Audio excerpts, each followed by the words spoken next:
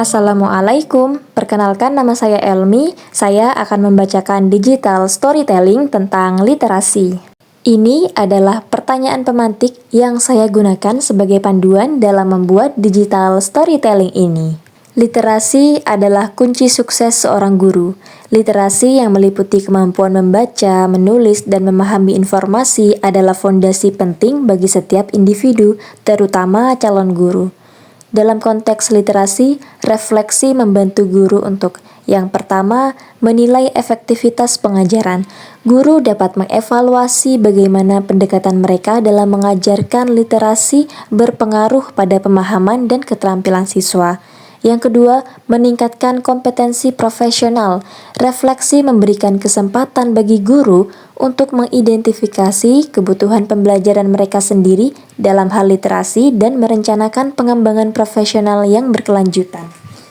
Yang ketiga, menumbuhkan keterampilan berpikir kritis. Proses refleksi mendorong guru untuk berpikir secara kritis tentang pendekatan mereka dalam mengajarkan literasi. Yang keempat, mengadaptasi strategi literasi untuk beragam siswa.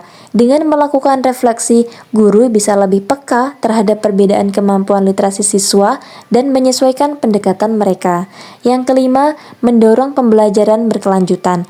Refleksi mendorong guru untuk terus belajar dan mengadaptasi metode pengajaran mereka berdasarkan hasil evaluasi dan perkembangan terbaru dalam bidang literasi. Berikut adalah pengaruh dan dampak dari adanya literasi. Literasi sangat berpengaruh dalam pengembangan kurikulum. Guru yang memiliki literasi yang baik mampu memahami berbagai sumber informasi, baik itu buku teks, jurnal penelitian, maupun kebijakan pendidikan yang terbaru. Nah, hal ini memungkinkan mereka untuk mengembangkan kurikulum yang relevan dan up-to-date. Lalu selanjutnya terkait pembelajaran yang efektif. Guru yang memiliki literasi yang tinggi dapat menyampaikan materi pembelajaran dengan jelas dan menarik. Mereka dapat memilih bahan bacaan yang sesuai dengan tingkat pemahaman siswa dan merancang kegiatan pembelajaran yang bervariasi. Dan selanjutnya menjadi model peran. Guru adalah sosok yang sangat berpengaruh bagi siswa. Dengan menunjukkan minat yang tinggi terhadap bacaan dan pembelajaran, guru dapat menginspirasi siswa untuk mencintai membaca dan belajar. Lalu selanjutnya ada meningkatkan kemampuan berpikir kritis. Literasi membantu individu mengembangkan kemampuan berpikir kritis, menganalisis informasi, dan memecahkan masalah. Nah, keterampilan ini sangat penting bagi guru dalam menghadapi berbagai tantangan di dalam kelas. Selanjutnya, dampak dari literasi. Guru yang sukses seringkali adalah mereka yang gemar membaca dan memiliki pengetahuan yang luas. Mereka dapat memberikan penjelasan yang mendalam tentang berbagai topik dan menjawab pertanyaan siswa dengan baik. Dan siswa yang memiliki guru yang memiliki literasi tinggi cenderung memiliki prestasi yang lebih baik. Hal ini karena mereka mendapatkan pembelajaran yang berkualitas dan terpapar pada berbagai informasi yang bermanfaat.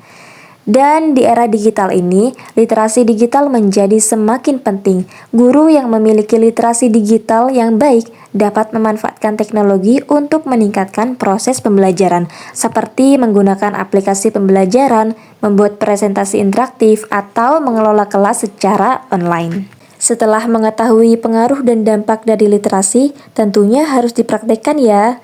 Nah, berikut ini adalah langkah-langkah konkret yang bisa dilakukan oleh guru untuk menanamkan budaya literasi pada peserta didik. Yang pertama, menyediakan lingkungan literasi yang kaya. Menurut Emergent Literacy Theory oleh Mary Clay, anak-anak mulai belajar membaca dan menulis dari lingkungan yang mendukung pengembangan literasi. Contoh praktik nyatanya adalah sediakan sudut baca di kelas yang berisi buku cerita, ensiklopedia anak, majalah edukasi, dan komik yang sesuai dengan usia. Memajang poster dengan kosakata baru atau cerita pendek. Membuat papan baca interaktif di mana siswa dapat menulis rekomendasi buku. Yang kedua, membiasakan membaca bersama. Teori social learning oleh Vygotsky menekankan pentingnya interaksi sosial dalam belajar termasuk literasi. Contoh praktik nyatanya adalah jadwalkan waktu membaca bersama setiap hari, seperti 15 menit sebelum pelajaran dimulai. Membacakan cerita yang menarik dengan intonasi yang memikat, lalu ajak siswa berdiskusi tentang cerita tersebut. Berikan tugas untuk membaca di rumah bersama orang tua, lalu menceritakan ulang di dalam kelas. Yang ketiga, mengintegrasikan literasi ke dalam semua mata pelajaran. Pendekatan Content Area Literacy menekankan bahwa kemampuan membaca dan menulis dapat dikembangkan melalui berbagai mata pelajaran. Contoh praktik nyatanya, dalam pelajaran sains, ajak siswa membaca artikel pendek tentang fenomena alam. Di pelajaran matematika, gunakan cerita atau konteks dunia nyata dalam soal cerita. Atau juga gunakan kamus visual atau kartu kosakata dalam pelajaran bahasa. Yang keempat, memberikan teladan sebagai pembaca. Social Learning Theory oleh Bandura menekankan pentingnya pembelajaran melalui observasi dan modeling. Nah, langkah praktisnya adalah guru harus menunjukkan kebiasaan membaca di depan siswa, misalnya dengan membawa buku dan berbagi pengalaman membaca, atau diskusikan buku yang sedang dibaca guru untuk memotivasi siswa, atau kegiatan lainnya adalah mengadakan hari membaca bersama di mana seluruh siswa dan guru membaca di taman sekolah. Yang kelima, melatih kemampuan menulis dengan kreativitas. Pendekatan Reading Process oleh Donald Graves menyarankan pembelajaran menulis melalui tahapan pra-menulis, menulis draft, merevisi, dan mempublikasikan. Contoh praktik nyatanya adalah ajak siswa membuat buku cerita bergambar tentang pengalaman mereka. Adakan lomba menulis cerita pendek atau puisi sederhana. Buat proyek jurnal harian, di mana siswa menuliskan apa yang mereka pelajari setiap hari.